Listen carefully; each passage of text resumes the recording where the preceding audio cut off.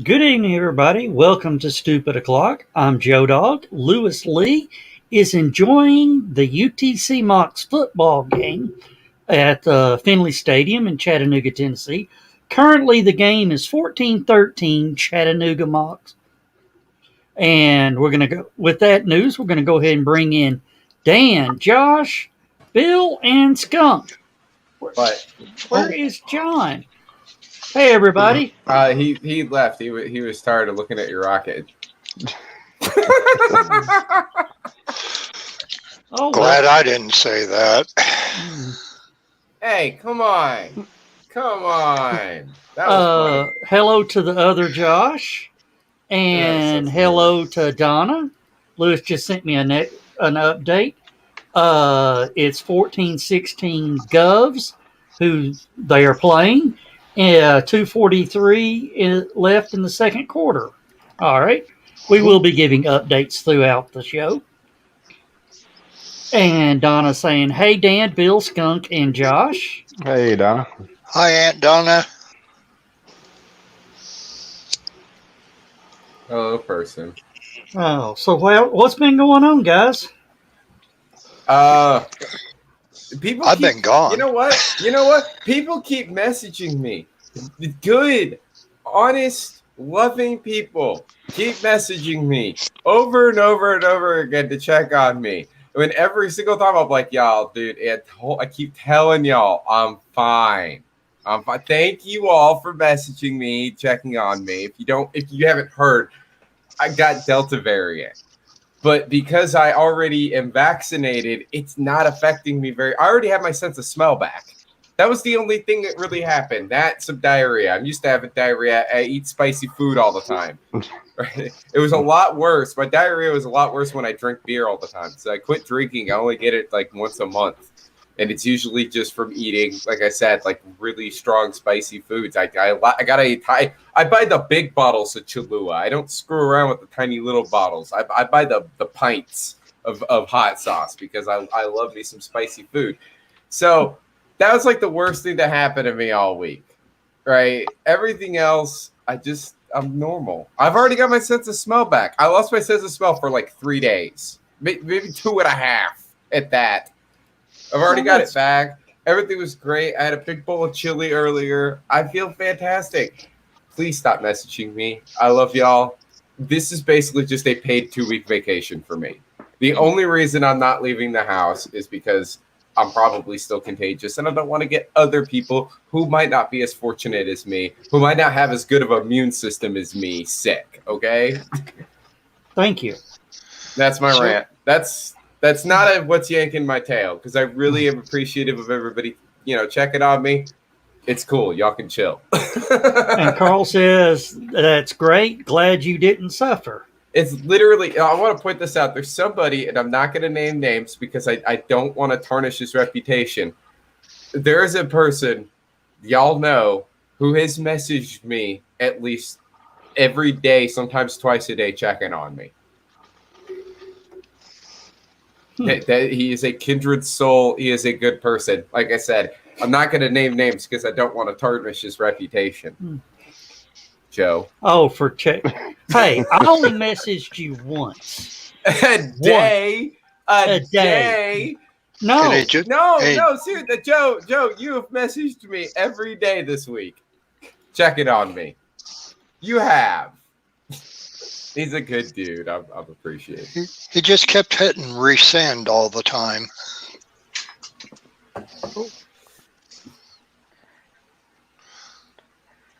I've been laid up on the couch all day. I'm sorry. Okay. I messaged you today at 4:20. It's saying still kicking. Last message from you, from me was Tuesday. Hey, Chris.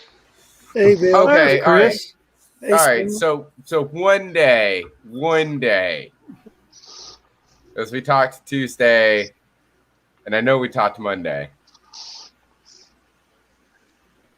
So one day, he didn't message me one day. You did check on me twice on Tuesday, though.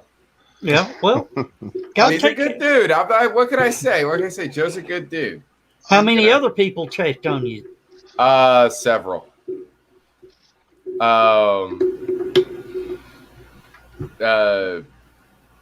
There's my buddy Jake. He messaged me a couple of different times checking on me. One of the wrestling promoters was checking on me, but I think that's because he was bummed that I had to cancel on him. One of the other promoters checked on me once. Lazarus checked on me at least once. Will checked on me. Brought a tear to me eye. Let me switch over to Twitter. I think somebody checked on me on Twitter. Willow says her results from the CT scan came back and her brain is normal. Get a second opinion. Exceptional. And Carl's asking how are the headaches. But Chris is here. The Twitch fan club is gearing up. And Kiri Bloodrose, let them talk because I love watching Chris blush. I'm still trying to get over a skunk saying that he got his sense of smell back. It's a very essential thing for a skunk. I was waiting for Joe to crack off a joke about it, but he didn't do anything. He was truly concerned. Yeah. Joe, a lot of people. The jokes that I made about this whole entire thing, Bill, was people were like, "Oh man, you lost your sense of smell," and I was like, "Yeah." If you ever been around Joe Dog, you'd realize it's a good thing. Yeah. This cracking things off is exactly what Joe's good at. Chris knows. Joe, one of my favorite pranks that Joe likes to do is Joe is known for pulling some SBDs occasionally. And what he'll do is he'll go up to a group of people he's about to crop dust and not tell them. And what he'll say is he'll walk up and go, "Do I smell popcorn?" You better start running as soon as he utters those As soon words. as I hear him say that, I'm just, nope. But you'll see other people who don't know Joe as well go, "Oh, hell."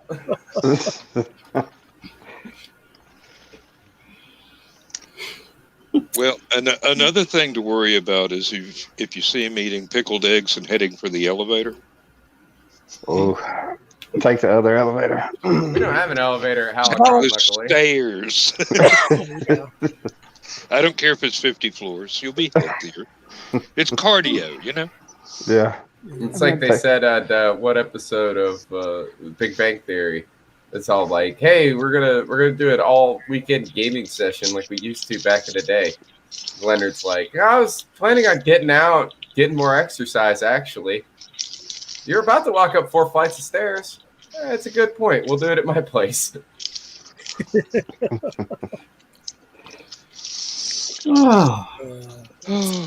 I do like how they ended that series. They just showed the repeat of that where Sheldon gets back on the elevator after all the years after it's been repaired. Yeah. Willow says, great thing about getting a CT scan. She's finally got on the paper their sinus canal is blocked on the right side, which is caused the chronic sinus and ear infections. Well, good. Yeah, now will they fix it? No. Especially if they get it fixed. Mm-hmm. All you need is a bucket of money. She's in Canada. It'll be free. Oh, lucky girl. But it may take 5 years to get to it. And how long has it been going on? She could probably do that, just sitting and playing solitaire waiting. They pay in maple syrup up there in Canada. You must be the richest man in the U.S. then, Bill. I am. Mm-hmm. I have stockpiles of it everywhere. It's good.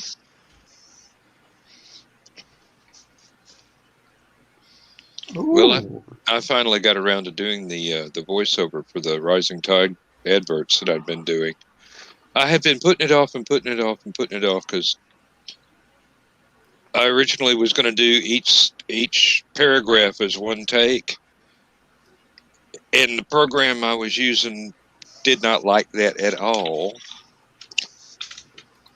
And it's one that I paid for, which really pissed me off. So I finally did it all in one take. So if you notice any flaws anywhere in there, I'm sorry. It took me about 4 hours to get 2 minutes of usable voiceover. Chris, check your private message. But yeah,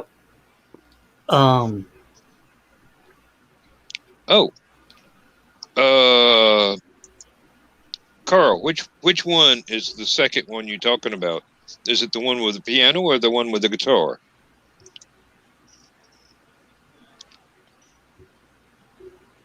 okay. So are there 2 or 3 on that video that you did, or is it all one? I did each one as a separate video. So. Oh, okay. I'll have to. I didn't. There's one that's all piano, and there's one that's a little bit faster with guitar and drums and stuff. But it's the schedule card is the same, the voiceover is the same, the music's the only thing that's different. Oh, okay. I'll have to listen to it. I hadn't. And Jody McPhee says, yes, a skunk rocker episode. Yeah. Of what? I don't know. I guess I think of Stupid O'Clock, I believe is what Yeah. Jody's talking about. Yeah. Evidently, he is a fan, Skunk. So, Hey, I just found out something interesting. What? Hey, do you remember Jurassic World? Do you guys all see that flick? Which one? Jurassic World. haven't seen any of them. Was that the one with Chris Pratt in it? Yes. Yes, I saw it. Okay.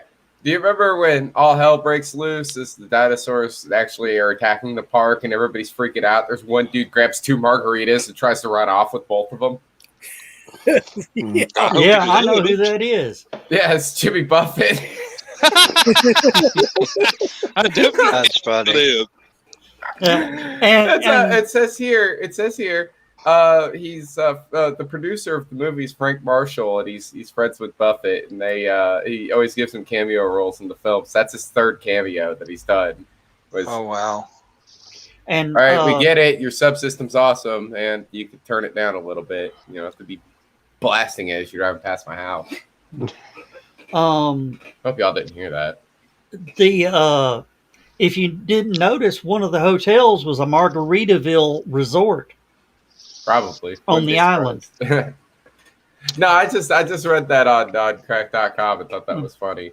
I was like, oh, I've seen that scene, and it always made me laugh. The guy's trying to save the 2 margaritas. It's like, all this stuff is around you. Like, there's dinosaurs literally picking people off the ground and taking them into the sky. But no, you have to save these 2 drinks. And it turns out that's actually Jimmy Buffett. Willow, I feel your pain. I have terrible allergies. Oh, yeah. I love when people from other parts of the country come to the South in the spring. Oh, dear God, how do you breathe? With difficulty. What else? Yeah. The tank of oxygen. Yeah. My neighbor cut grass this morning. I was like, oh, great. I swear to God, people, it's the South. It's allergies. It's not COVID. Yeah. Well, I've been gone for a week working on this humongous estate sale that we had. A lot of tools, a lot of records, a lot of collectibles, and a lot of toys. And I did bring a couple of some things for show and tell. And Joe, since you what you were showing backstage prior to the beginning of the show, Yeah, I figured I'd show you one of my collectibles, my little Major Matt Mason, and with his sled, and he's still quite bendable, and I had to do some cleaning on him. And I will tell you, if you ever have problems, the people that had this took a pen, drew a mustache and a beard and mutton chops on this guy, and he I thought there was going to be no getting that off of there, but a Clorox Magic Eraser will work wonders with it. My second little thing, I got 3 together, Joe. Oh. Is my Johnny West, Mark's Best of the West. And I got the box and that over there too, and a bunch of accessories, but he's a little rough, but he, doing pretty good. And I did mention records, so I got to tell you, picked up George Harrison, My Sweet Lord, with Isn't It a Pity on the back. And then the other one, because I am a Monkees fan, is Daydream Believer by the Monkees with Going Down on the B side. Do you have the sleeve with it? I do not. I wished I did. And that's the reason why I got them pretty cheap. But I wished I would. Well, tell them about the big present.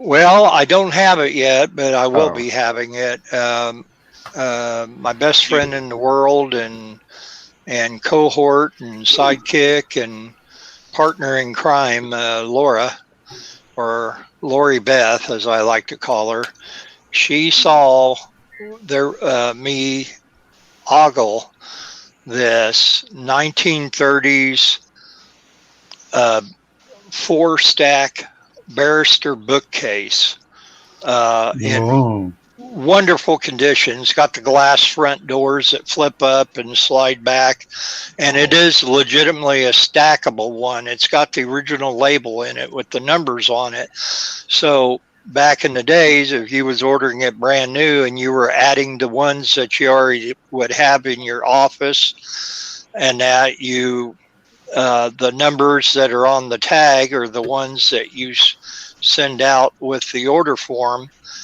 to get the proper ones, because I guess they had different widths and sizes and that. Styles. That should be coming this weekend, possibly Sunday. They're getting ready to do a bunch of eBay sales for it. Glamour Girls Estate Sellers is who I was working for.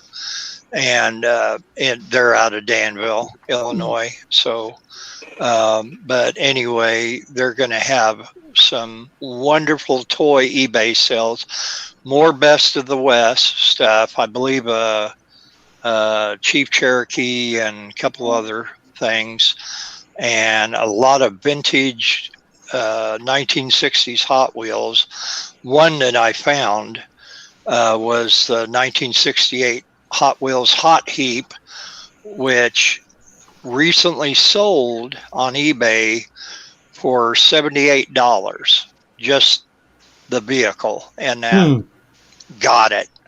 The sons of the people who own this house, both parents are passed away, and the sons are the ones who hired us. They had all this stuff, and the Hot Wheels cases that were shaped like a tire, and you put the cars in the little compartments around the sides, and then in the middle was for the Hot Wheels badges that you would get that would match the car on the blister card when you would buy your Hot Wheels. They even had all the badges to all these cars. Mint condition. The tab was bent over, so These bad boys are going on eBay, and they're going to start eBay auctions this Sunday or Monday, and they'll go for about a week. But there is some buku, very cool Some of those badges 60s and 70s toys. I'm sorry? Some of those Hot Wheels badges are worth more than the damn cars. Oh, yeah, absolutely. Absolutely. Yeah. And these things, there is not a speck of dust, let alone rust on them. They bent the tabs on it like how we all would when we were kids to clip it to our pocket on our shirt. But, and I will not bend. I told the boss lady, don't try to bend the tabs back because you might snap them. Just leave them bent. That's how collectors want them. If they're like that, if they're flat, you leave them flat. You know. So yeah, it's going to be. Glamour Girls is really going to have a really nice eBay sale on this stuff, and it's something that you used to run into a whole lot with garage sales and estate sales and auctions and that maybe 30 years ago. You don't now, as far as at least locally. So this was kind of a rare treat for me. I put in 14-hour plus days for about 7 days to help prepare the sale, and the sale was 2 days. And then we had to clean up on Monday, and then Tuesday I had to go to Chicago. And so yesterday was the first day off to where I could just turn around and faint and sleep in past 6:30 in the morning. A friend of mine used to do, well, he that's what he does now is estate sales. Mm-hmm. But he did one estate sale, and from what I understand, you sort of get to pick and choose what you want to keep when you're in that point, to a point, right? Well, as it is, the family, whoever hires you, they actually get first pick of it. Yeah. After that, those of us who are working the sale, whatever we're going to get paid to work the sale, we use that as a credit against what we want to buy. Yeah. So So he lucked out on one. Went in, and over the fireplace was this ugly cat that the entire family hated. It was a, like a porcelain figurine cat. And his wife loved cats. So, he got it, took it home. He was sitting there at his computer, and he picked it up and looked at it and thought, that's the wrong bottom on that. Went to picking at it, and it was taped on. It wasn't glued on. So he pulled it off, and inside it was money stuffed in. Pulled out 43 $100 bills. Wow. And the I family wouldn't have told anybody about that. Well, he did long. He waited a year after the sale to tell anybody. But this was, the Monday after the sale, and I don't know why, but he got to playing with it, and that's one of those stories. That's why. Go ahead, Bill. Yeah, that's why when a family hires you to do one of these sales, and you tell them initially, you need to go through and pull out or pull aside whatever you're going to want to keep for the family. Now, the whole time that we were, they did their thing for like almost 14 months before they even hired us.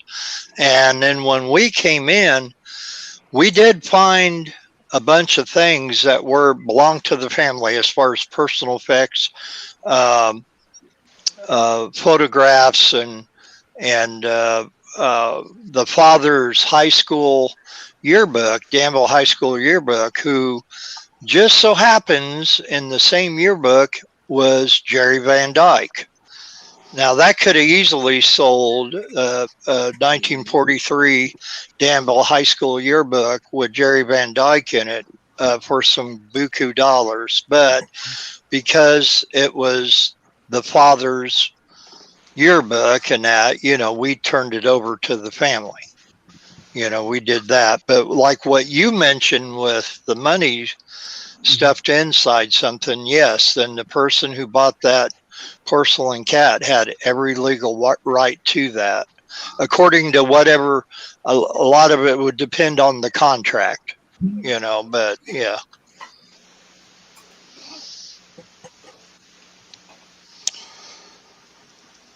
Now this is one of those. This is I'll one be of those right back, occasions guys. where I wish my wife was around in the room.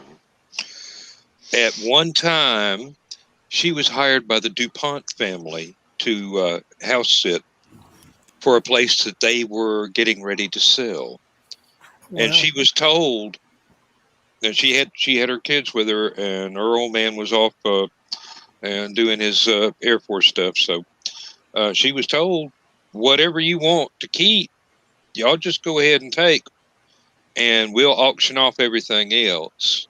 I mean, it was a big house, really big house, and they had closets full of clothes that had not ever been unwrapped. Oh wow! Big, big name stuff, and there was just all kinds of things there. She can tell a whole lot better than I can, but that was an adventure, taking care of that house and exploring the closets and everything else. I don't think they actually took all that much, except what few items of clothing was in the size for the kids or for her. The hell was that? I don't know. Either somebody started to say play a Pink Floyd album, or a phone rang. Wasn't mine. Wasn't me. Nope, not me either. I need to get mine out of my wallet so I can use it for an alarm clock in the morning. Somebody is calling stupid o'clock. You better answer, Dan. I think we just found out what time of day stupid o'clock actually is. 9:30 on a Thursday. Wake up! It's time for stupid o'clock. All right, I'm back. They did a recycle. 27 minutes is next zero. Oh, the launch? Yeah. So your rocket didn't even go off? Nope. It was a couple of minutes till the scheduled launch, and they Couple pulled seconds. it forward. Couple of seconds. Yeah. They did a full recycle. Yeah. So we may break in for that. Yeah. But I'll wait till it gets right down to right down to the wire. Yeah. Oh, but yeah. One of my favorite estate sale stories was when I was Skunk, have you heard of the Enclave neighborhood over by me? No. It's one of Thunder Thornton's neighborhoods. You know, houses start at $1 million. Figures. There was an estate sale, so when I go to the estate sale, I let Donna have the house. I go for the garage. And there was this Coleman propane lantern in a case. I picked it up. I looked at it. Set it down for a second to grab another thing. And as I was reaching for it, because I saw this guy eyeing, the guy snatches it up. Bill's seen it. I could see the look on his face. I said, "Hey, I'm going to buy that." He goes, "No, it's mine. I got it." I said, "Okay. Hope you enjoy it." Mumbled a few bad words and walked off. Now, this is a house that had stairwells everywhere. They even had a home theater in it. A home theater that seats 30. Wow. Must have been some hellacious family reunions. Oh, it was a monster. Well,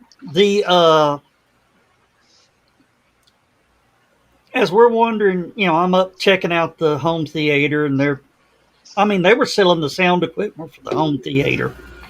It's like, God almighty. So, as we walk out, I hear crash, bang, boom, boom, boom, boom, boom, psh. I walk out, normally when I'm at a show at one of these estate sales, when I hear that, I go, ooh, that sounded expensive. Bill's probably heard that line before. Mm-hmm. I walk out of the little theater area and look, and there's the guy standing at the top of the steps holding the case to the lantern, and the lantern's at the bottom of the steps. Ooh. I just looked up at him and said, I really didn't want it anyway.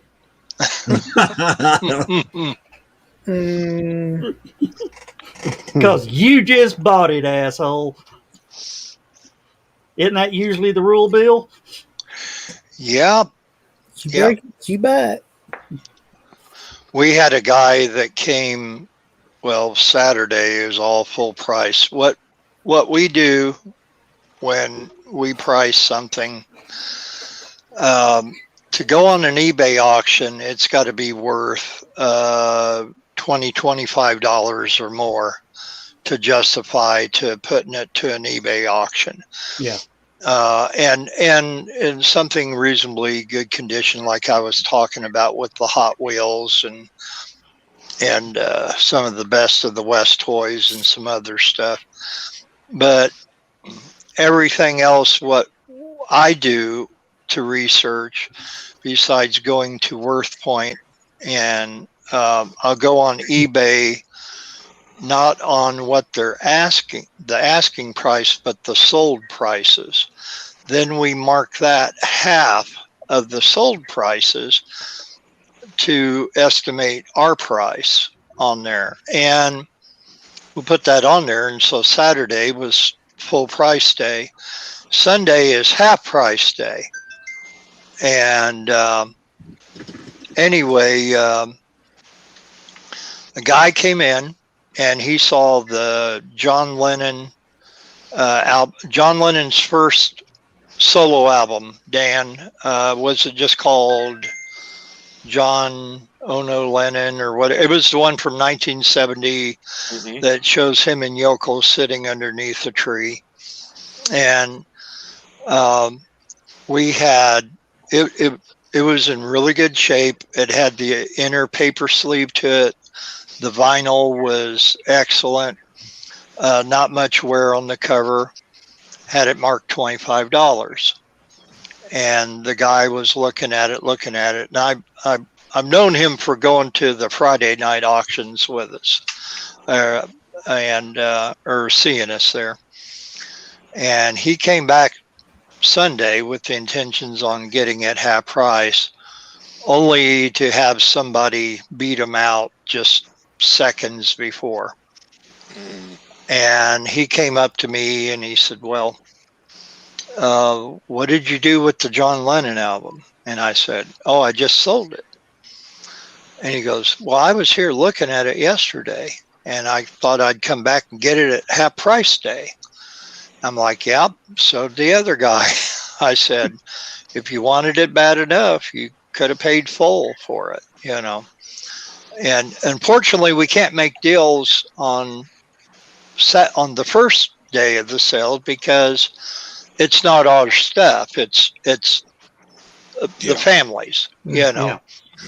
But in the contract, the second day, after a certain time, we can make deals to try to sell stuff for them and that and get more, because it's basically a 60-40 thing is what they have going for Glamour Girls. But so, it's just like, kind of a, you snooze, you lose. Well, that's that's a yard sale, a flea market. Yep. I mean, where I messed up with the propane lantern is I set it down for a second to, and the guy yanked it up. Of course, he got his instant karma for that. But Yeah. and Chris's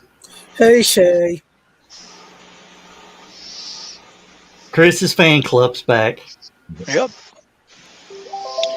I think she's the president. Notify security. Now, Shay, you can meet Chris in person at HallowCon. Ooh. HallowCon.com, the weekend of Halloween in Dalton, Georgia. There will be a charity auction. Yeah. Did you ever get you a Twitch, Chris? That's the big question. No, not yet. Anyway. Cue up the Flintstones song. Yeah, Kiri, don't block her. Don't block her unless she says the 7 bad words. Yeah. And you know, we'll let 5 of those slide. Except for the 2 long ones, right? Yeah. Those polysyllabic things are really too far. Oh, look at that. What is that, the Monkees or the... Yeah. No, that's Beatles. That's the Beatles. Yeah. No, Donna, I'm not. This is the poster that came in Growing Up with the Beatles by Ron Schomburg from 1978, which, if I can get it right, that's Ron right there. And it's an interesting book. I had this book.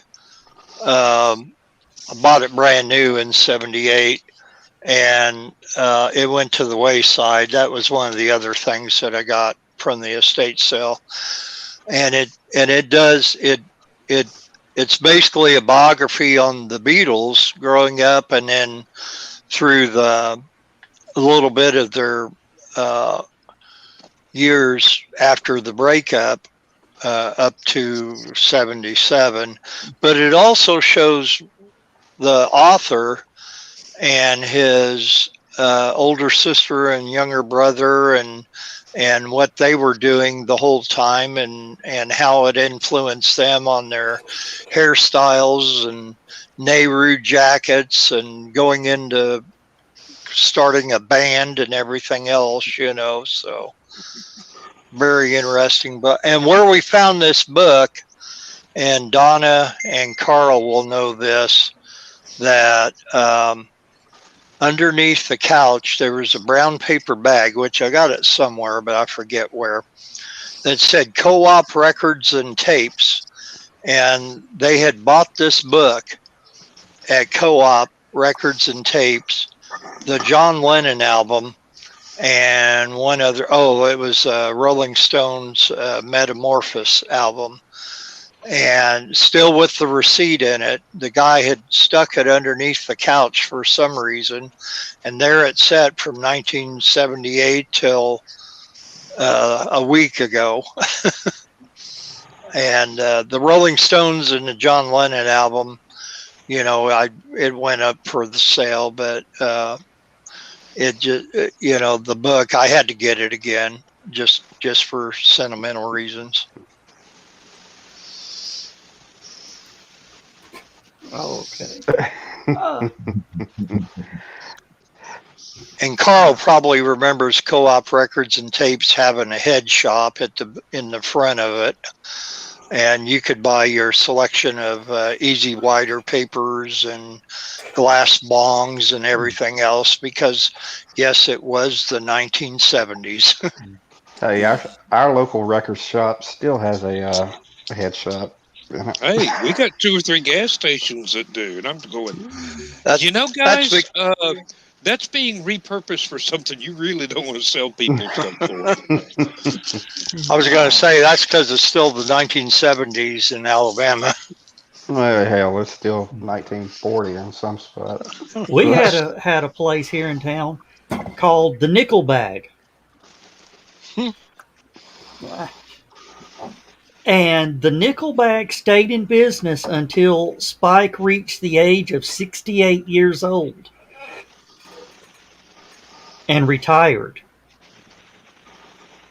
Mm. Which blew people's mind. Hey, there's I still mean- some of them velvet blacklight posters hanging around somewhere.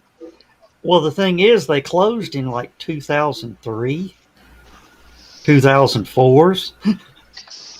Well, That's a good run for a little business like that. I was going to say somebody took over our little gas station down here about a month ago. We'll have to talk about this on the next show about the people that took over. But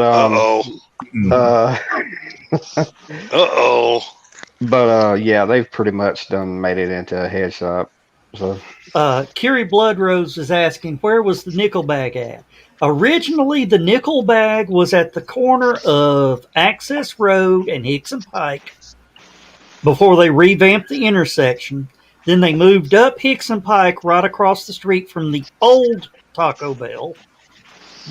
And when they closed, they were where Infinity Flux Comics is now. So keeping it in the family, so to speak. So it was Spike. It was the same Spike. Oh. I see you're drinking the good stuff tonight all night, Dan.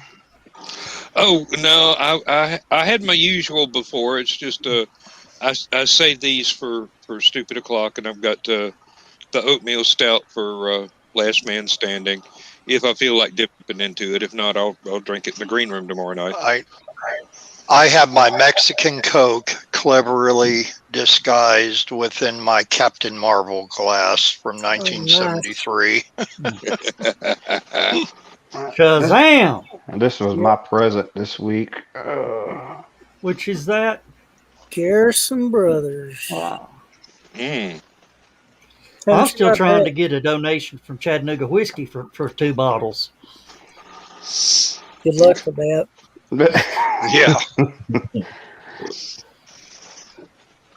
You know Dalton has its own distillery, don't you?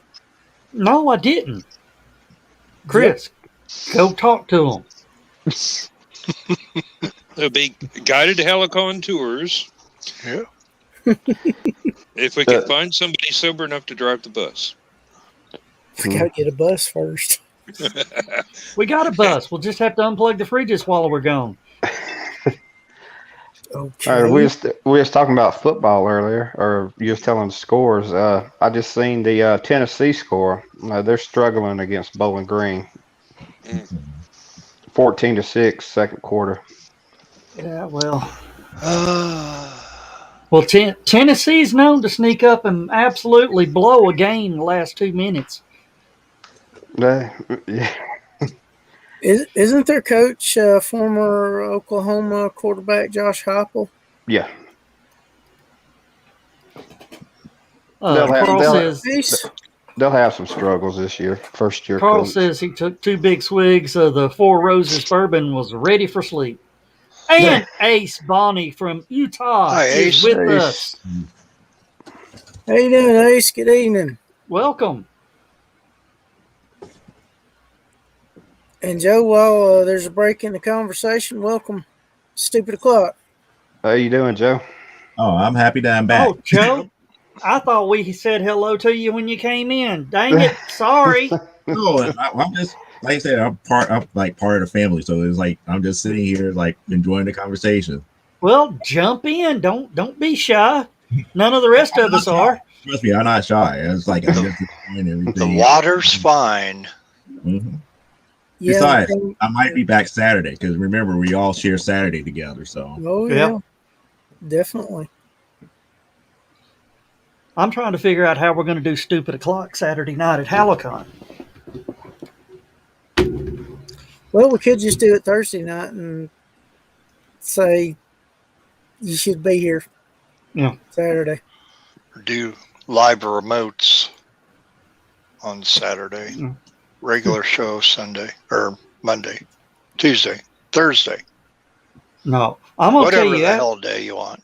I don't leave the hotel until Monday morning, I come home, we unload the truck, I lay in the bed I normally hit the bed about 2:30, 3 o'clock on Monday.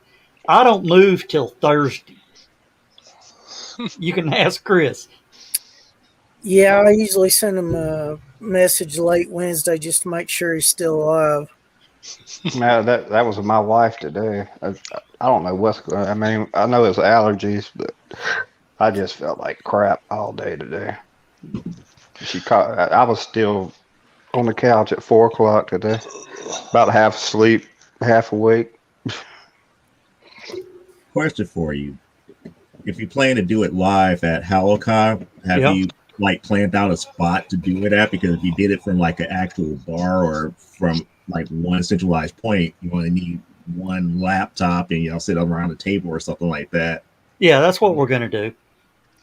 But, I mean, I'll tell you, the hotel we got is so great. They've dropped us Cat 5 lines into the main ball area that we're going to be working. They got us 2 lines dropped there.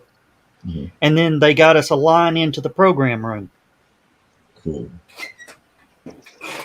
And it's not the hotel's, it's not the guest internet, it's the hotel's internet.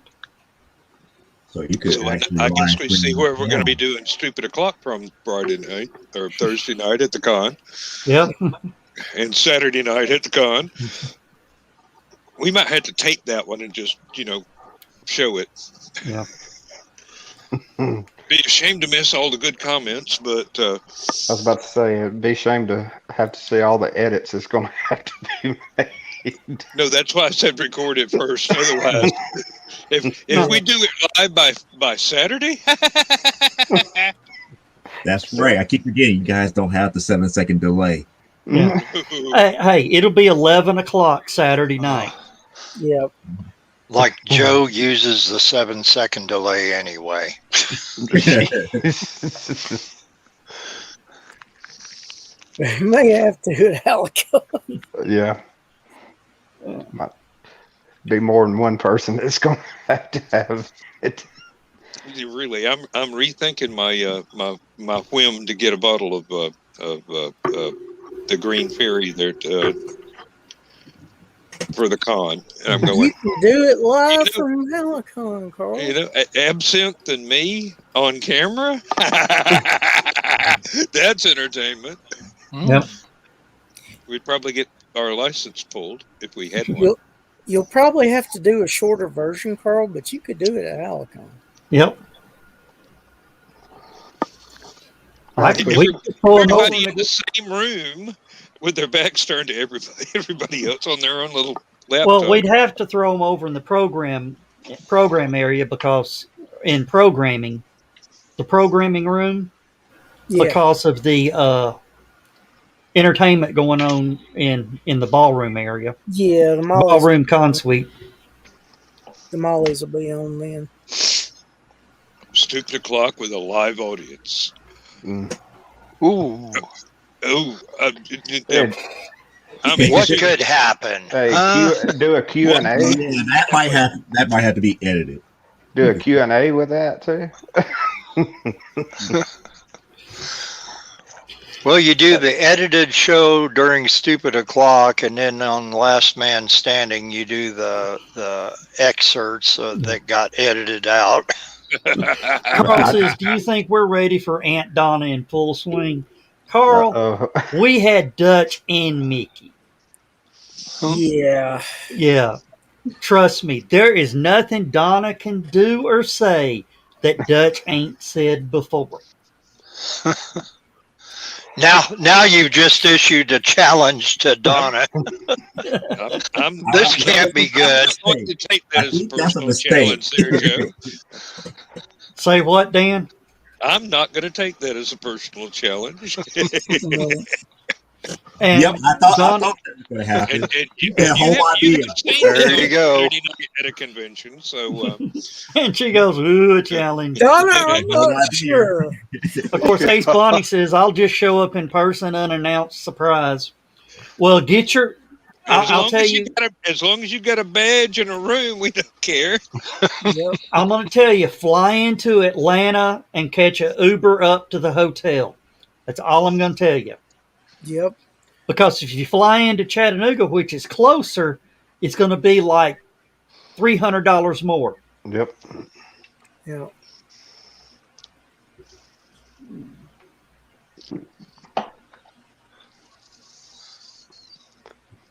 Oh, Joe, I had one.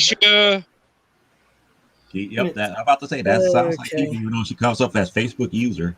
Yeah, she's gonna have to give permission again because they've forgotten her on StreamYard. Oh, here we go. Yep. We're gonna launch a rocket. No, we're still 4 minutes out. Oh, okay, yeah. Which one? Back on the Firefly one? Yeah. Firefly, yeah. What was the delay on the last one? The one I where they were didn't aboard? catch what it was. Didn't. Well, Joe, I got something else here that might launch a few rockets if you want to look What? at it. I just got that in the mail last week, Hello. Julie Newmar. and it is signed, and that by her, and she's hanging on the wall next to Burt Ward there. No. Alexa, yes, stop. Keisha, they get forgetful pretty often. Does Google still hate you, man, Joe? Do Joe what? Dog? Does Google still hate you, Joe Dog? No, that was Alexa telling me to go ahead and get this queued up. Mm. They're doing the commands for the flight termination system now to activate.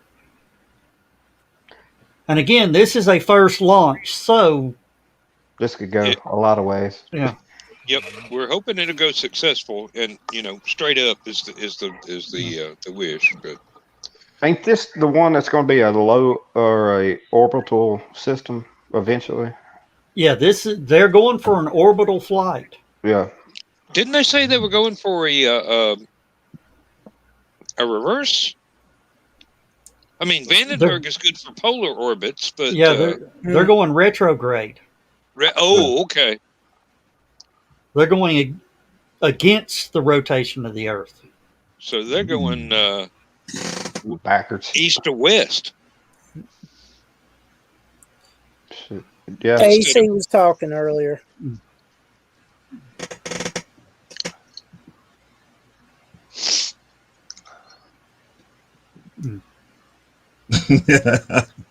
Only Nick. Yeah, this thing's going to launch out near Los Angeles, so that's one of the things they've got to make sure it doesn't do. Yeah. Traffic out there is bad enough without dropping a rocket in the middle of the freeway. Yeah. Oh, Jedi, did I ever give you an update on that thing I was looking for? No. Audrey found it. Ah, cool. Yeah. So I got a bunch of it's uncategorized, just random files.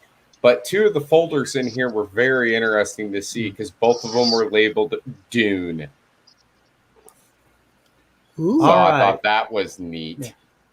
Referring to the rocket. You Minute said 7. 30.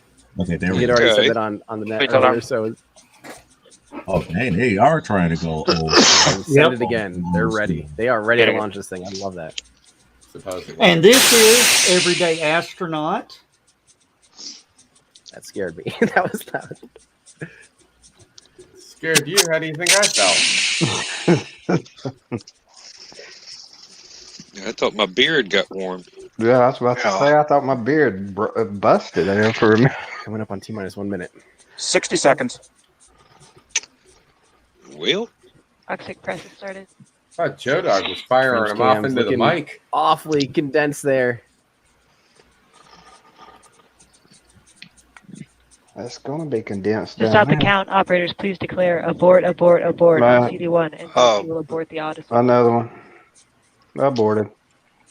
BCA No, that declares was them 30 telling. seconds. Verify alpha transitions to autonomous. 30 That was seconds. them telling them what to say in Oh. case.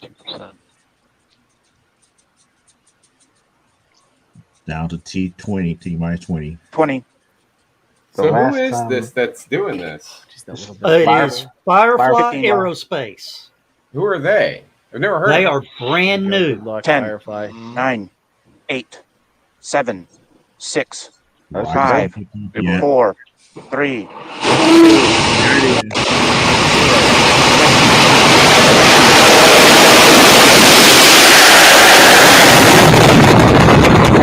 0100 Zulu. RC transition operation procedures to PRCLP 1435. IP commits to PRCLP 147. This Well, is they got Firefly people in Aerospace, Please confirm I have the and fires on the their pad. I have the engines are visual. called Please confirm the fires on the Reavers. pad. Moving to ground. Nerds. I'm looking. I'm at the Yeah. second wall. But you tell pad me sweep. that this new startup Cameras are company sweeping the pad. Plus 32 seconds. that just did AC that, pressure's up. Drop call. Yeah. Yep. 4 years. but Prop is you know, nominal. they say, I ain't gonna talk Oh my politics God, right they're now. doing but it. GNC. Please don't. Take a dip in Yes. VMAG. That could be an ICBM. There's I no, just say. there's no fires on the pad. Avionics. Responding AVI.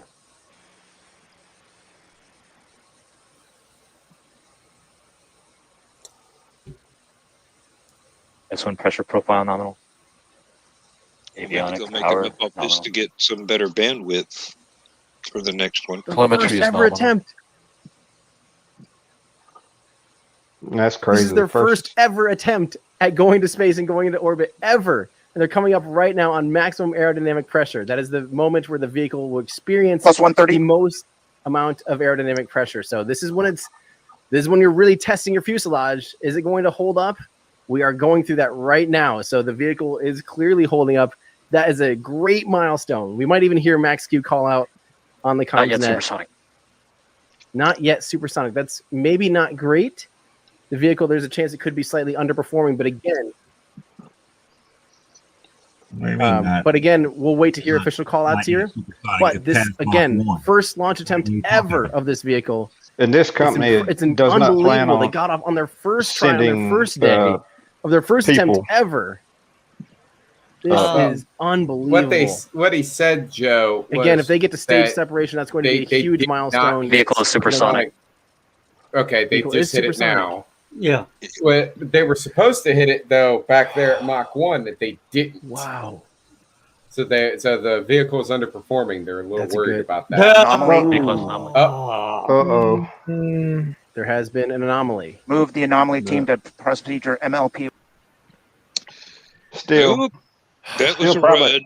still probably outperformed what they thought. Unplanned disassembly. Yep. I believe that's. Oh I man. believe the fuselage didn't hold up to the pressure at that point. Yeah, that was Well- maximum pressure right there. I mean, Yeah. it's Not bad for a first First- attempt, though. yeah. Yeah. I was about to say. That was impressive for a first attempt. I mean, that's better than Elon did, and a lot of them did. Yeah. Yep. Absolutely. I And at mean, least- if you At least it didn't fly 12 miles sideways before it started going up. So hmm, which one's still sitting on the tarmac or the thing down there in Florida, and still hadn't lifted off in 2 years? Blue Origin Yeah. or No, NASA. The NASA one, yeah. Yeah, no, it's That's Boeing, supposed to isn't it? launch in November. Of what year? Yeah. Is that the SLS or is it? Yeah, SLS. Yeah. Is that Boeing's? Yeah, he's still talking about what's going on.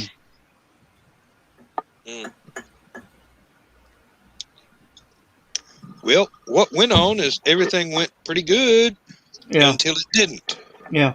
Well, they didn't hit that Mach. They didn't hit supersonic speed when it was supposed to. It was Yep. something was not. But they had bigger problems than that. Yeah, well, yeah. It underperforming going up is one thing, but then the fuselage was holding, and then when they got past max Q, it wasn't. Yeah. Well, it it's was a little also bit past max Q before it went. So yeah. they were it held for a multiple. while, but it's the same It held thing till of they like got supersonic. putting a soda can, a sealed soda can inside of your freezer. It will freeze and it'll hold its shape for a while, but if you leave it in there for too long, eventually the pressure gets built up and Yep. which is exactly what happened. You got to clean your freezer. Which before I left work for the COVID thing, I noticed somebody put a bottle of Pedialyte in the freezer and it exploded at work, and I was like, I'm not cleaning that up. Yeah. Yeah. Kiri says, hope none of it lands on the freeways. It headed almost due west, and it was sitting right on the ocean.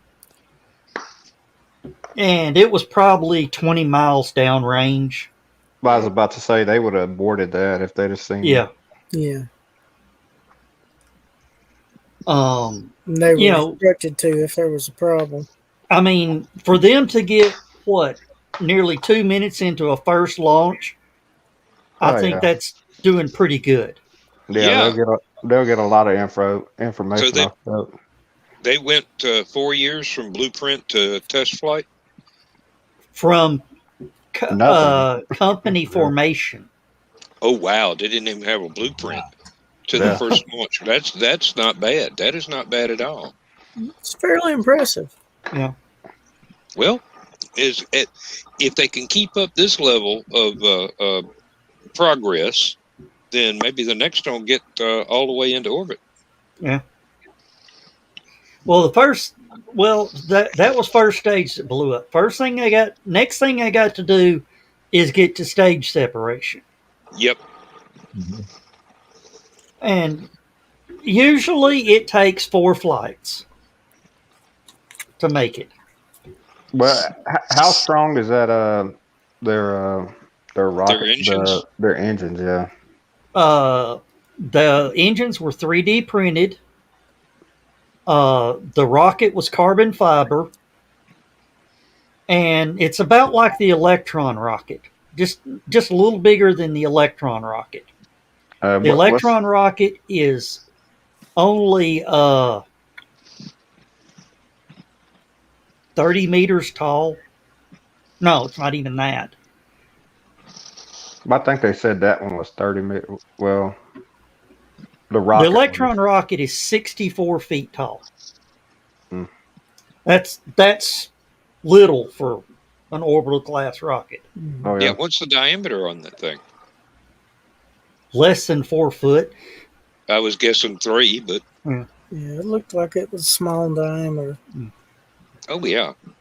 And yes, Ace, it did stay fairly straight. What's the fuel they use on that one? Kerosene and oxygen. Yeah, they get a fancy hyperglolic thing to start the engines with. So as soon as it hits oxygen, it catches fire. Yeah.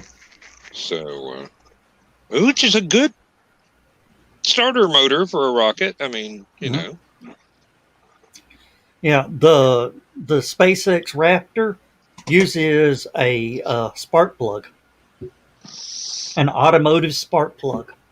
AC Delco. Wow. Motorcraft. There we go. Had to been one of the top 4. Champion. Yeah.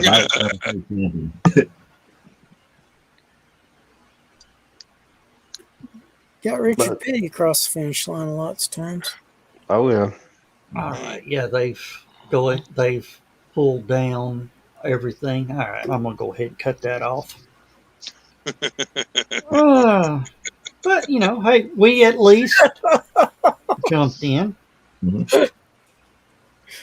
Oh dear. No, Ace, that's for Elon, not Firefly.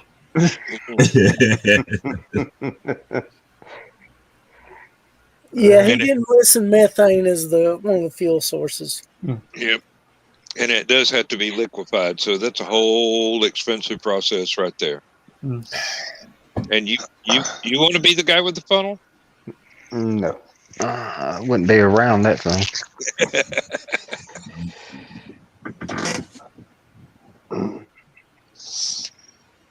Oh, heavenly day. Mm. The good thing about tonight, I don't have to worry about work tomorrow. Yeah, Wow, I do. so you get a long weekend. Mm-hmm. Congratulations. I'm sure it's well deserved. I hope so. Tuesday, I probably won't have to do this. Well, look at it this way, Joe. This is one weekend you're not going to have to worry about Monday. Mm-hmm. That's true. You can look forward to Monday.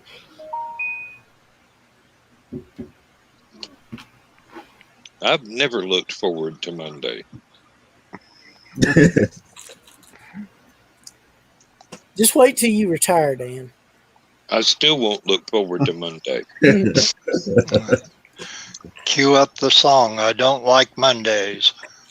Oh, let's not. That's a sad song.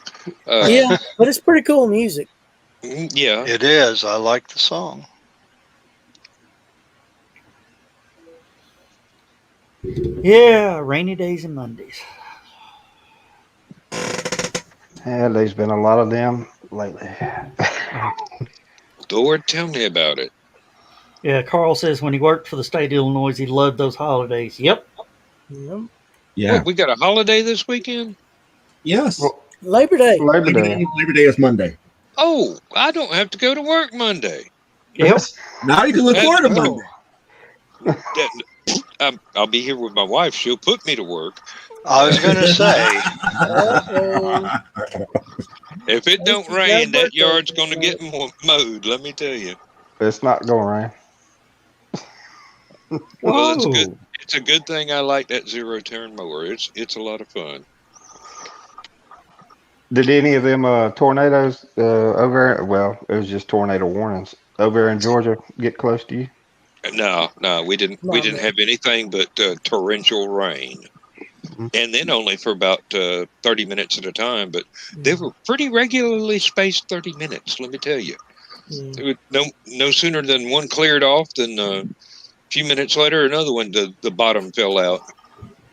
I ended up with about 6 inches of rain. So We got a lot of rain here, Josh. Most of the tornadoes tend to stay around the area west of Atlanta, Carroll County,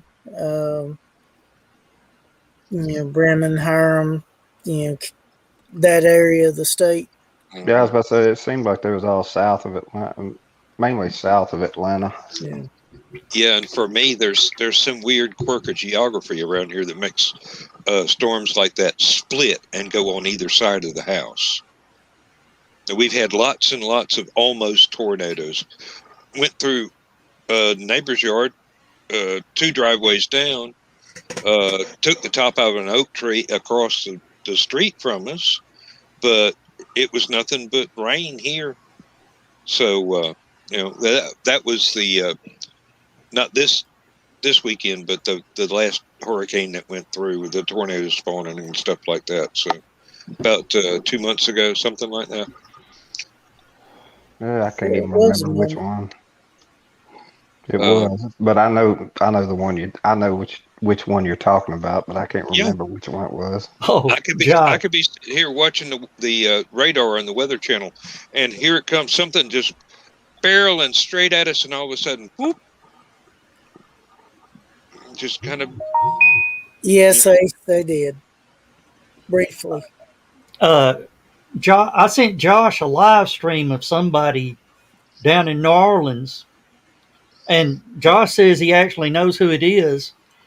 And Jim Cantori walked over and talked to him. Oh, Brandon Clement. Yeah. Oh, wow. Of course, when Jim Cantori shows up, shit's about to get real. Yeah. He walks into a Waffle House and it closes. Well, what was so funny watching the Weather Channel doing that, I don't know if y'all seen the videos of it. They had them three guys was walking by when I don't know if it was Cantori or one of some of the idiots on the Weather Channel. I ain't calling Cantori one, but they was acting like it. They was in their, stance like it was 90-mile-an-hour winds, and these guys was just walking down the road, like there wasn't wind blowing at all. Holding an umbrella, weren't they? Yeah. Just a regular umbrella. And then one of them went behind somebody on the Weather Channel. The same dudes. One of them did a flip behind him while he was doing the interview. I was just dying laughing. I was like, yeah, this is bad. Well, what about the one where the girl was sitting in the boat? She was like in a canoe talking about how bad the water was rising and everything. And these people come walking by in rain boots, and it's only about that high on their boots. I mean, I know it. I mean, yes, it got bad, like on the coast out there in Louisiana, like, out there on the fishing parts of, parishes and stuff like that. But inland, it didn't really get that bad. Yeah. Now, Carl, they're not going to let something get in the way of a good story. Yep. Yeah. Even if they had to exaggerate just a teeny tiny bit. Well, what about that one guy that charged the CNBC reporter? What Did y'all the see hell that? was up with that? I heard about it, but I didn't see it. Yeah, I didn't see that. The guy's giving it. He was in Gulfport, and he's talking away, and you see this car truck or white Chevy truck drives off of the dude. He drove off of the road into the mud. Like, this was like an emergency. This guy had to get out of his truck and immediately accosted. And as he's walking up, like, even the camera guy's like signaling to the reporter, like, something's wrong. And he goes, yeah, some guy's approaching us. We should just turn away. Which is literally what they do. They just turn away from the guy. And they get to do something with this thing. And the next thing you know, this dude's in his face.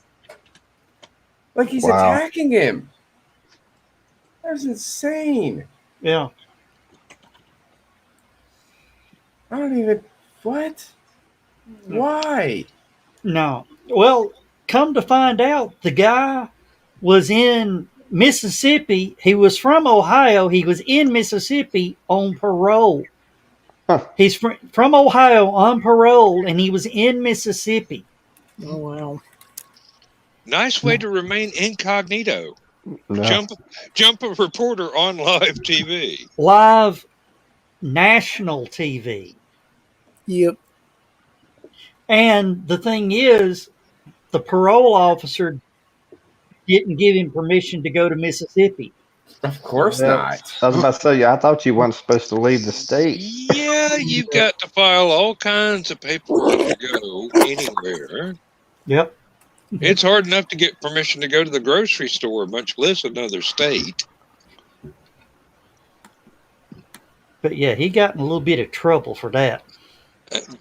No. Glad to hear that. I mean, A little bit is an understatement. he got put back where he came from, basically, is what I'm guessing. There's a big difference between violating probation and violating parole. Yeah. What he was arrested for was vandalism. What? Okay, but what kind of vandalism did he do? He lost his business and got screwed over in a business deal and went to the business that they did some type of metal plating with chemicals and stuff and poked holes in the bottom of the tanks that had the chemicals that were outside. Heck, that could be a federal charge, to be honest. That could be a death sentence right there if it's the right chemicals. You get all that stuff mixed together, and you think that rocket going fume was something funny? Yeah, he got in some environmental trouble with it. All right, guys, I can only sit up straight so long. I got to lean back. Oh, I'm getting old.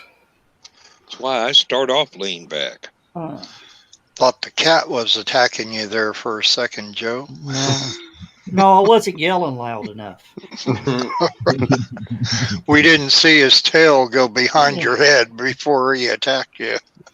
Bill, you should have heard him last week. Oh, yeah. Well, we calmed him down a little bit now. He spent the day with some doctors Monday. Oh, Dr. Bob Barker. Yeah. They said, "What's his name?" I said, "Mr. Cuddles." They go, "Oh, that's such a nice name." I said, "No, that's the way he is. He's either Cuddles or he's damn it, Mister." Or, all right, Mister.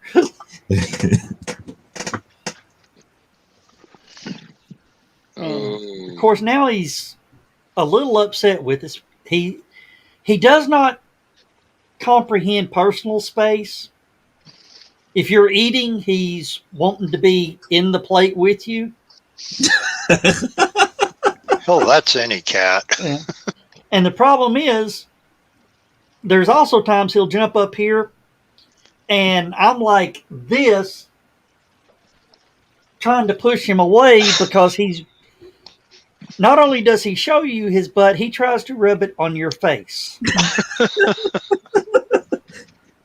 Giving you the stink face. Yeah. The stink face. Wow. Yeah, Literally. Look at this. It's in your face. Oh. Good thing it's a cat and not a baboon. Mm.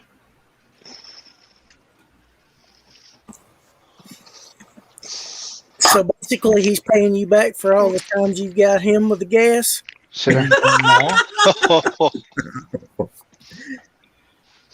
Oh, Chris, you weren't here that night that we decided to start doing after shows. No, but I heard you got sprayed. Yeah. I heard he got gassed. Yeah. It was pretty bad. And didn't cut my mic off. So they heard the entire conversation. And so did people in the next 3 counties. And anybody else. I had to turn the volume down on my computer. I swear, it's about to put my ears out. When Joe Dog gets loud, he gets loud. Yeah, he can get surprisingly loud. And Donna was laughing at me. Oh, and that made you feel so good, didn't it? Dan, did you put that into the Stupid O'Clock archives to have a best of show? I don't have control of that. None of that was recorded. Yep. It was the off-air after show. Mm-hmm. Matter of fact, we weren't too long having actually started recording stuff. We went on for quite a while with no cameras running, and there were some classic moments that the world has missed out on. Let's just say the green room's got nothing on Stupid O'Clock when we first got started. Oh wow! Yeah, it's pretty interesting. Yeah, we learned stuff that we're not supposed to share. Yeah, we learned that real quick. Yeah. The hard way. I still haven't learned that. Wait a minute. The show's gone. Okay, Bill. That's what you mean. Okay. To your left. Is that Scarlett Johansson, Bill? On the wall to your left? Oh, no. This is my favorite. It's Karen Gillian, isn't it? Yeah. Mm-hmm. That's my favorite companion. I just she.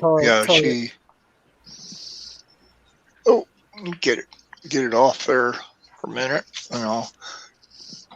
Yeah, I didn't make out the targets to begin with. But okay, I recognize. Sorry about the glare. And you did mention Richard Petty a little while ago, Chris. So figure I'll show you that one too while we're at it. One of the most manliest mustaches in all of history. Yep. I was so totally enamored with my nephews because they got to talk to Richard Petty at Bristol 4 or 5 years ago, and I didn't get to go, and they said, "Oh, we're going to go, but don't worry, we won't be doing much, any at all." And then my sister-in-law, for her cover photo, posts a picture of my nephews with Richard Petty standing in the middle with his arms around him. I'm like, yeah, you wasn't doing much. Y'all just got cut out of the wheel. Yeah. Like, did you bring Uncle Bill a nice autograph from Mr. Petty? No, we didn't think about it. I met Kyle Petty once. He's a Yeah. He's not his daddy. I'll just say that. No, I've met him a couple of times.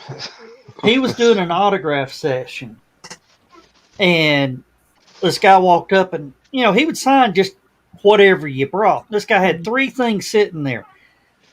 He started signing one. He was signing the second one, and his watch started beeping. So he stopped, turned it, cut his alarm off, and said, "All right, thank you." Didn't sign the 3rd thing.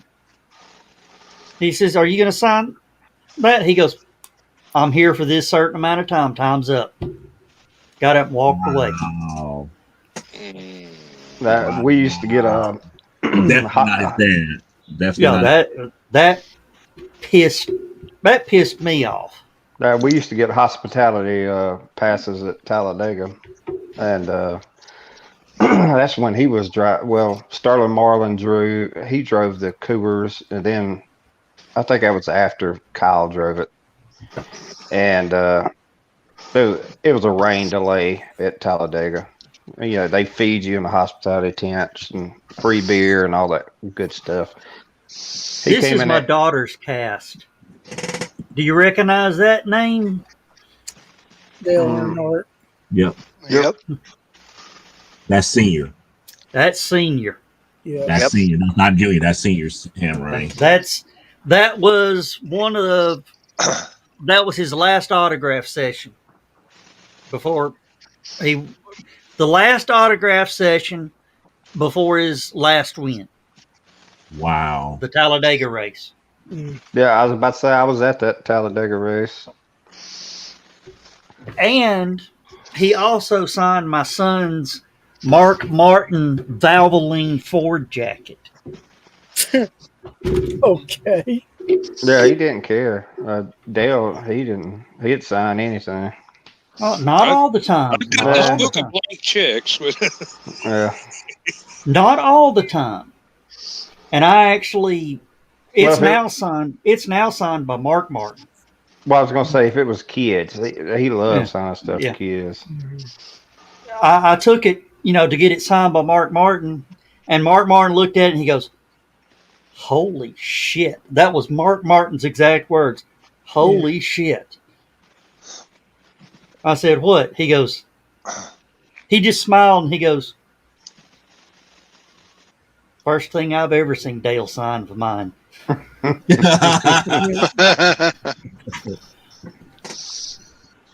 I said, "Would you mind putting your name beside it?" And he goes, "Absolutely."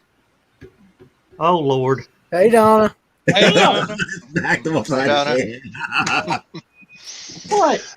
Joe thought it was the cat at first. Yeah, I did think it was the cat. Oh, Lord. Oh, cool, Carl. Oh, you can pull the door. Or You can pull the door closed. My dog's done got in here somehow. I don't know where the hell he went. Oh, he's laying back here behind me. Oh. Yeah, Lindsay said she's got one of the cats that's been bothering her. When she lets the dog out, it wants to run in. It's a friendly cat. Trouble is, it just wants to be all over you all the time, whether you got food or not. She goes, if she comes in again, I'm putting her back there with you. And I go, I got enough scars on my legs. May I ask a dumb question? Sure. The dumb question is, whatever happened to the IROC series of racing? IROC went bankrupt. Yeah. Really? I Yep. never thought that Yep. that series would ever go bankrupt with the way that they had everything set, where no matter which division you came from, you're always going to drive the exact same car, and it's just pretty much based upon your driving skill. Yeah. But they Well- still got ARCA, right? Yeah, ARCA's still ARCA. running. But now here's something Jody's going to like. Tony Stewart has created a new racing series called the SRX. Okay. It runs for like 8 races in the summer. They go to short tracks and dirt tracks. And it's pretty much the big drivers of today. Marco Andretti, Paul Tracy. Of course, Tony Stewart's in it. The cars are built by Ray Abraham. It's still not going to be the same as Petty versus Mario Andretti, or some of the other big names in Formula One versus the Well, big. you're talking about legends. Yeah. Well, That's the IROC series that I remember. Yeah. Well, it's the superstars of today. Joseph Newgarden. Well, Joe Dog, did you see where Jimmy Johnson's gonna try to run the Indy 500 next year? Well, he tried last year. He ran Did he Indy. Did he run it this past year? Yeah. Didn't make 3 laps. Yeah, it's totally different. Totally different kind of car. No wonder I didn't know he was in it. He ran the Nashville race. Let's just say that one turn at the Nashville race took him out early. Wow. Well, I think I believe he ran the Barber down here in Birmingham. Yeah. Also.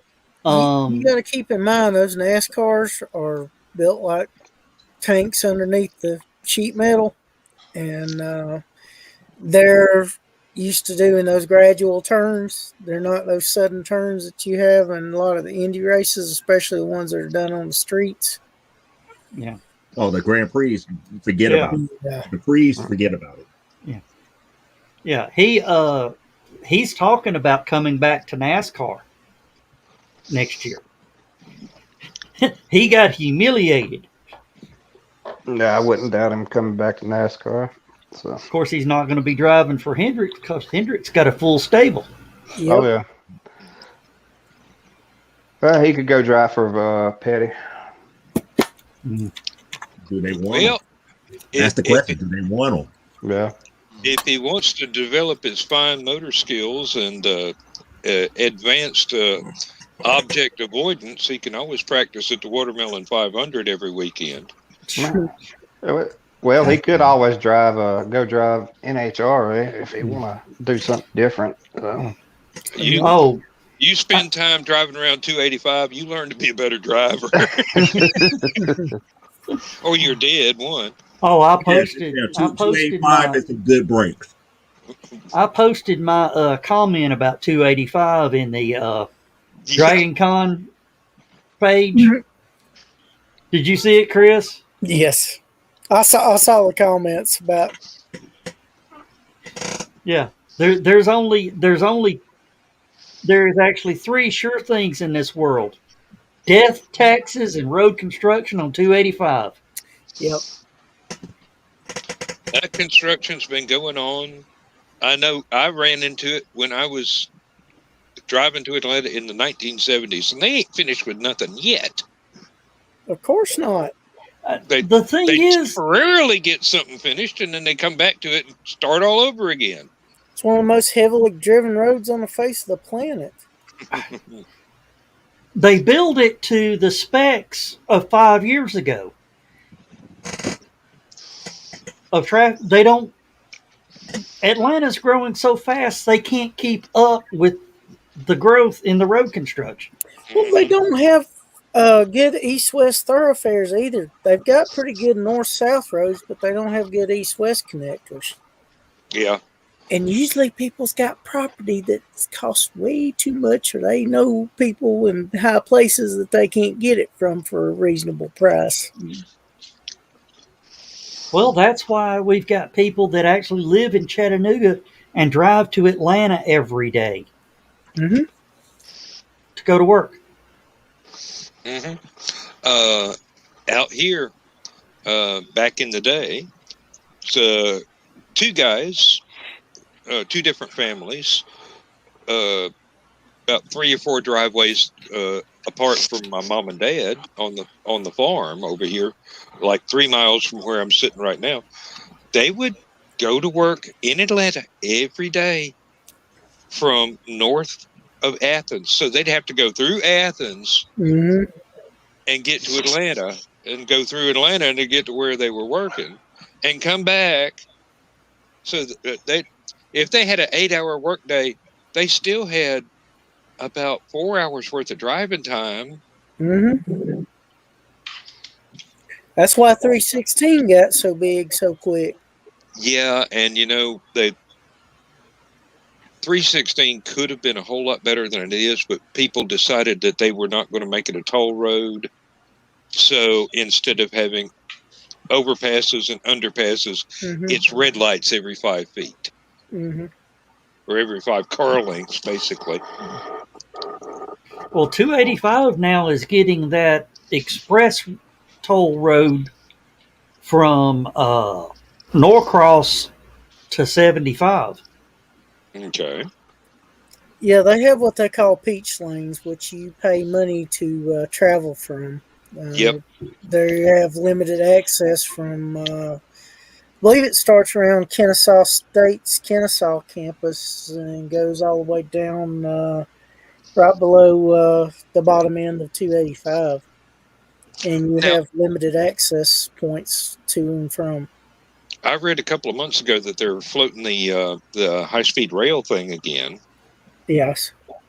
And I would love to be able to go to a train station in Athens and put my van in a train car, and get to Atlanta and take my van off the train car and go shopping. There are several routes that they've talked about. They've talked about doing a Nashville to Chattanooga to Atlanta route. They talked about doing a Memphis to Chattanooga to Atlanta. They've talked about doing I think the Nashville, Chattanooga, Atlanta with a Memphis stop as well. It's just hard to get funding for it because it costs so much to have separate right of way, because you're probably going to need that for, plus trying to have something that's as straight as possible, because you do better with high speed rail with direct access and as much straightaways as possible.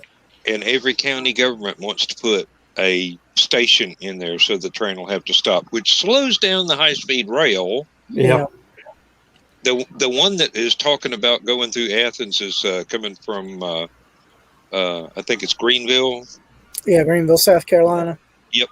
Go through Athens, because Athens used to be a fairly decent railroad hub itself. We still got lots of trains going through, but they're all cargo. They're not passenger. Yeah, I've also heard about a possibility of Atlanta to make into either Jacksonville or Savannah as a possible high-speed rail link. I heard Orlando is the end of the route. Like I said, I've heard about 8 different versions of it. It's just a question of funding, whether they can get the right-of-way, any technological advances that they have that lower the cost of it, where you build up some economies of scale and it can make it a little more feasible. Plus, people willing to ride it. Yeah. You have to have the people willing to ride it. If you don't have enough people willing to ride it, if you don't sell tickets, it's going under. And the one I've also heard is Chicago to Orlando, Yes, I've heard that one as well. which means Joe D could hop a train, be in Chattanooga in 4 hours, Mm-hmm. 4 Possibly or 5 sooner. hours. Yeah. Mm-hmm. It really depends. Once it gets outside of the Chicago city limits, it goes a certain speed and it doesn't stop. Yep, 4 hours. I mean, you can get from once you get on the plane and it takes off, you can get from Hartsfield and Atlanta to O'Hare in about 3 hours. Actually, less than that. A little bit less than Yeah, yeah. Well, that's if there's good wind. If there's a little bit of wind resistance and you go in there and all. And it's actually not so bad flying there till you start your descent, and then you feel like you're going down a drain slowly because you keep banking and banking and banking to land. Before you land, rather. You're talking about in Chicago or in in Chicago, I mean. Yeah, that's because of the way O'Hare is laid out. That's mainly because of the reason why it feels like you're circling, but you're really not. It's like you're in this bank throughout that whole entire time of descending. Yeah, you are descending, but like I said, it just feels like you're slowly going down a drain.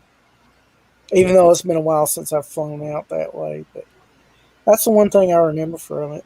It's been a long while since I flew out of O'Hare. I normally fly out of Midway if I had a chance. Yeah, just jumped in. Oh, Josh. Okay. I would prefer Midway.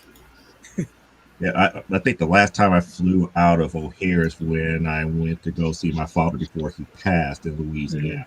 Mm-hmm. We had to catch an American flight from O'Hare.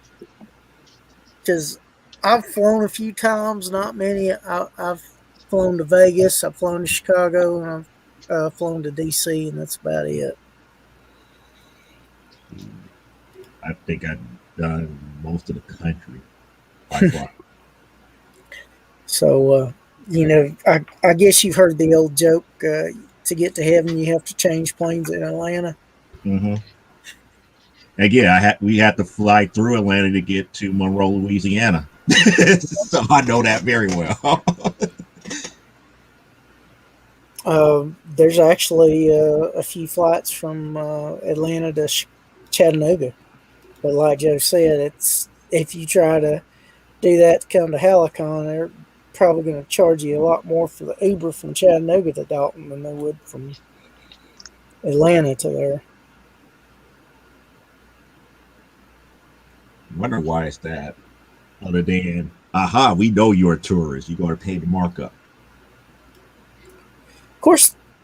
I was about to say, I wonder what the price would be. Well, that'd be a longer drive there, but never mind. Where were you trying to go, Josh? I was going to say drop into Knoxville or.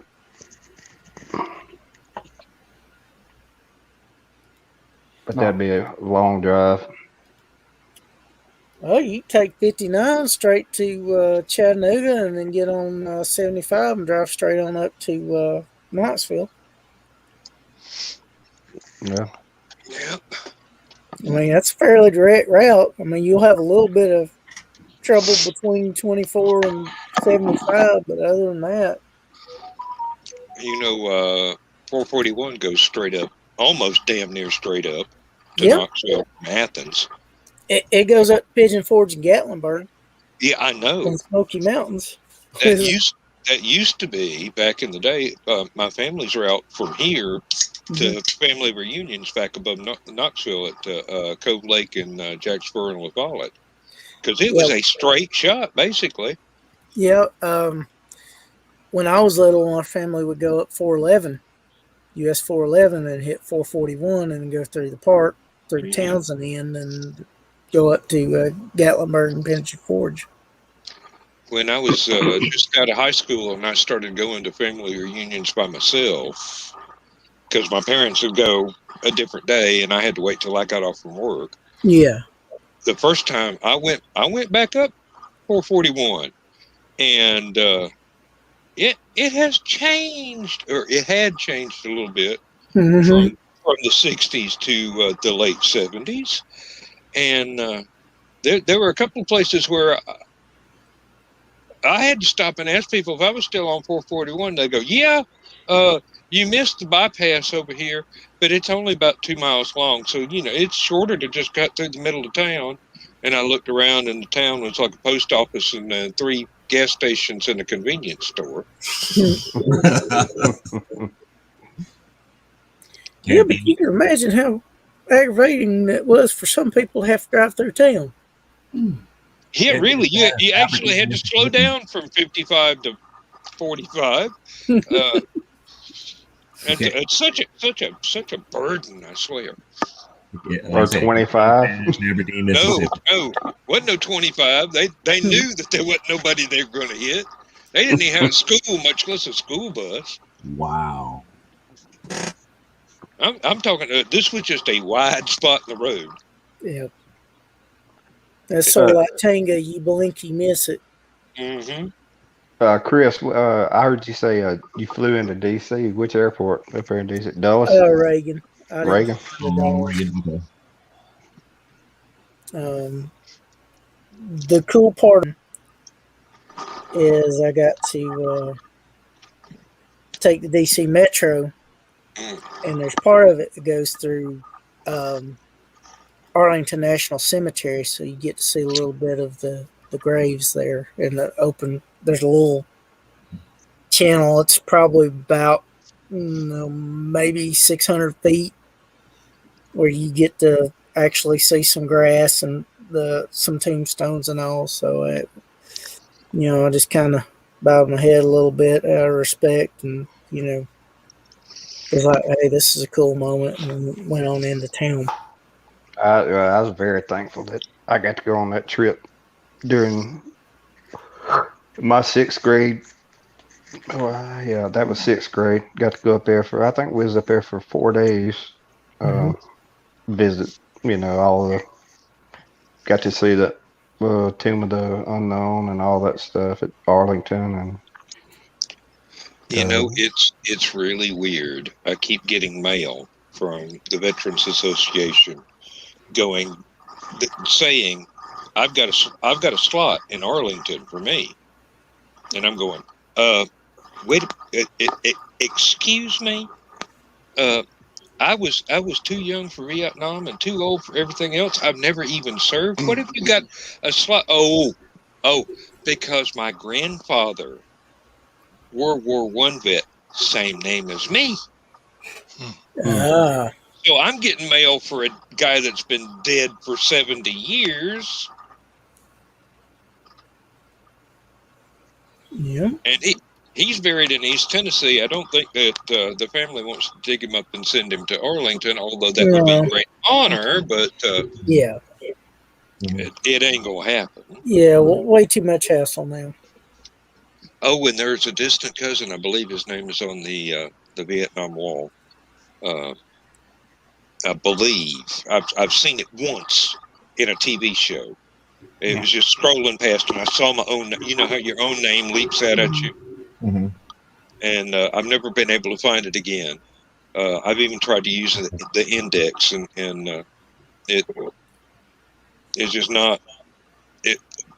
I must have misread it because it's not my exact name, but somebody with our name got to be a cousin because it's like 1700. 3 guys, brothers, came over from England and kind of began to womanize the entire United States as it grew and grew and grew. So we're spread out all over the place. Keep getting chased out of town or having to jump out of somebody's window or something, 2 most solemn places I've ever been in my life was the Vietnam Wall and Arlington. So, I actually met my first lobbyist at the Vietnam War Memorial. Wow. Yep, I was touring there. Dan and Joe and Bill, Joe D, you might know, I don't know. He sort of looked like Governor Connolly, who was governor of Texas when JFK was shot. Yeah. He bore a surprisingly resemblance to him, even though it wasn't the same man.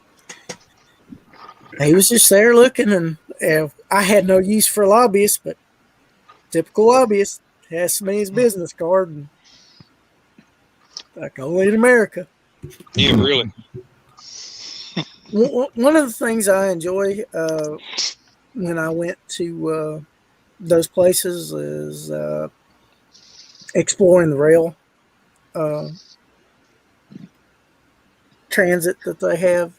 I've rode the L train in Chicago. I've rode the Metro in DC. Of course, I've rode MARTA through Atlanta, and even though it's not directly attached to the airport, I rode the monorail in Las Vegas. So any town that's got rail mass transit, I enjoy checking it out and seeing how it works and exploring the city that way. I still think MARTA in Atlanta is one of those Six Flags rides that didn't actually sell enough tickets, so they sold it off to the city. Because Chicago back in the 80s, it felt that way. Traveling on the L and whatnot. It's the same thing, I swear. But the train rides at Six Flags have newer cars. Yeah. Well, the interesting thing about the L was the hotel I was staying at the time was right on Halstead Street. So not the most nicest area of town, shall we say. Yeah, it sounds like he was on the west side. Yeah, it was close to United Center or back, depending on how far back, United Center or Chicago Stadium. Yeah, it was probably closer to. I don't even know if United Center was built then because it was probably was Chicago 90. Stadium. It's about 90. 1991. 91 Chicago Stadium. Yeah. Because that was the last year Chicago Stadium was around before they started building United Center. I think they were getting ready to build United. But yeah, I never saw so much broken glass on the street before. Yeah, because you're right outside of what we call downtown proper. Mm-hmm. Once you cross, I forgot which street here. It's like once you get cross, pretty much like Halstead, it changed. The neighborhood changes for the worse. But it's like as you get closer to Halstead, you notice that once you get past like the UIC hospitals and all the different the university area is a straight decline in neighborhood. But they've been building up that area ever so much since 1990 now. So yeah, it's like certain areas of Atlanta. They're slowly, gentrifying the area, fixing it up, repairing it, trying to get young professionals to move in and change the dynamics of the neighborhood. Mm-hmm. Oh, Kimberly. Hey, honey. Uh-oh, the boss is here. You got to behave, Josh. Yep. You notice he's sitting up straight now. Yeah. Well, at least, for how long, we don't know, but... Hey, at least his wife doesn't come in like mine does, just slap me in the ear on the headphones. Sneak in on him, Kimberly. She can probably make that happen. No, I was about to say, Bill knows pots and pans. Yep. Right. But it's all right, guys, I got to jump for just a minute. I'll be back in just a few. Okay. Oh yeah, we talked about Donna. Now we got to leave. Uh-huh. Yeah, I got to make sure my damn door's locked. Yeah, that's what I was going to say. He's locking his door. He's putting on the Kevlar vest. Is what he's doing. He done been talking about her. She's got good hearing. I've never been to Arlington. Never been to the Vietnam Memorial. But then again, when I was there, I had to serve in some actual memorial services, military style, and it's sobering. Yes, to definitely. stand there in formation and hear all the people who is not there. Yeah. You learn a whole new measure of respect. Mm-hmm. I mean, it's interesting. It's like people don't realize I'm former military. Give me a second.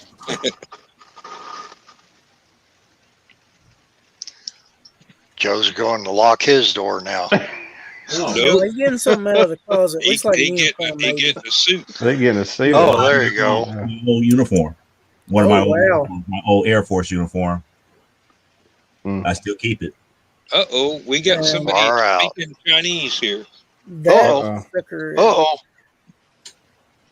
Oh, it's Japanese. Okay, I said corrected. I was about thought to it say, was Taliban there for a minute. No, that's a whole different kind of characters. It's Japanese. Konnichiwa. Konnichiwa.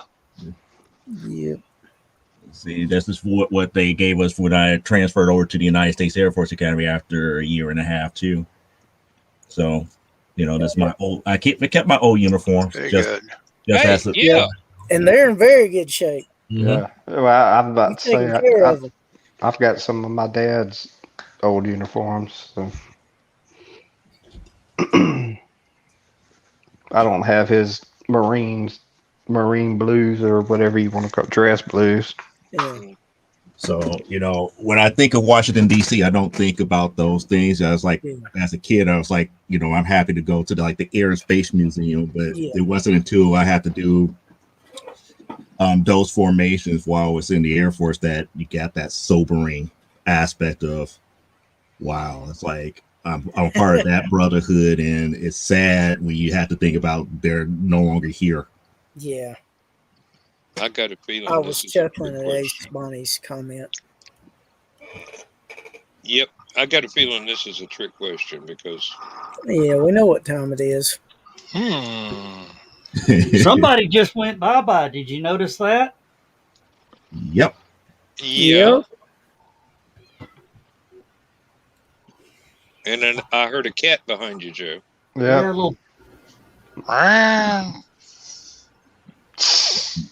Everybody's a critic.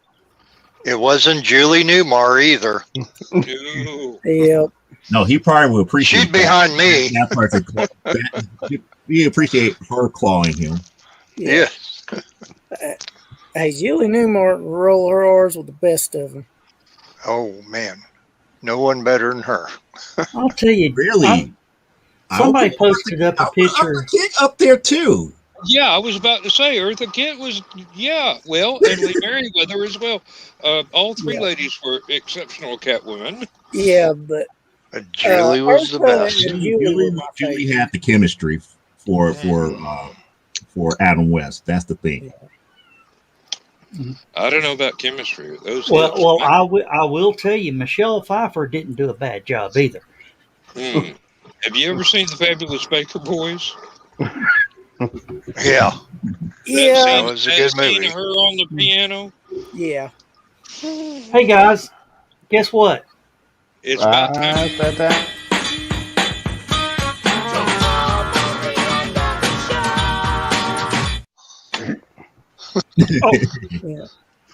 Yeah, this ain't laughing. Yeah, Ace was hinting at it a while ago.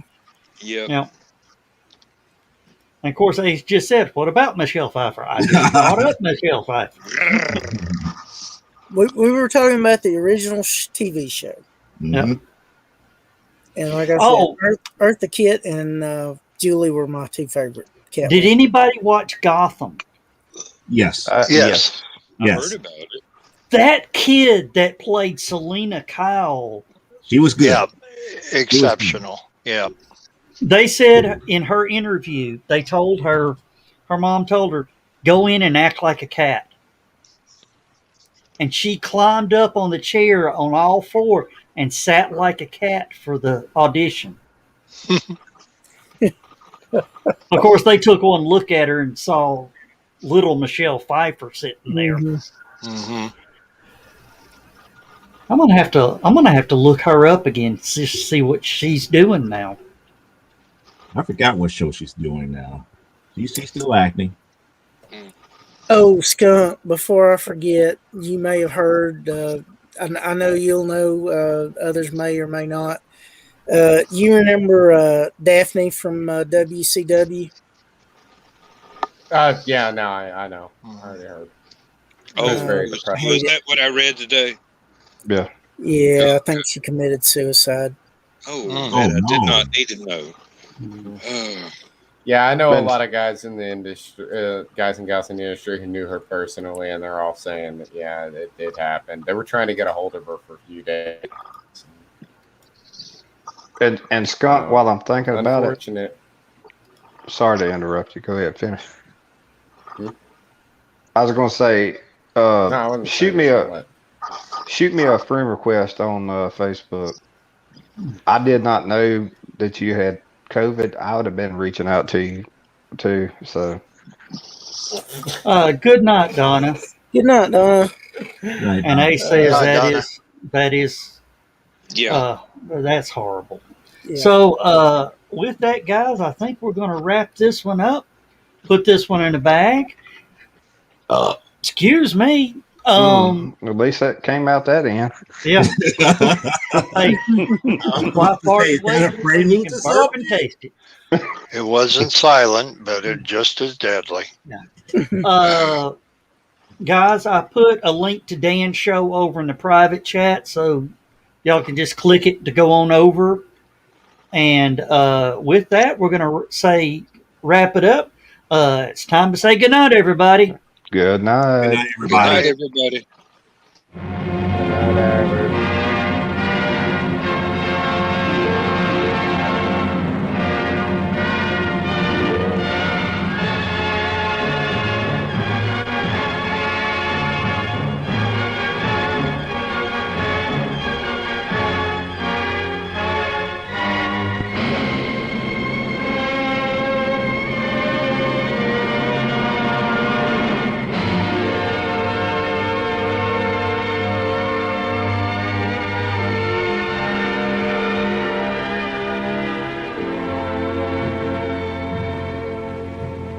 Oh, I have slept the surly bonds of earth and danced the skies on laughter-silvered wings. Sunward I've climbed and joined the tumbling mirth of sun-split clouds and done 100 things you have not dreamed of. Wheeled and soared and swung high in the sunlit silence. Hovering there, I've chased the shouting wind along and flung my eager craft through footless halls of air. Up, up the long, delirious, burning blue, I've topped the windswept heights with easy grace, when never lark nor even eagle flew. And while with silent, lifting mind, I've trod the high, untrespassed sanctity of space, put out my hand and touched the face of God.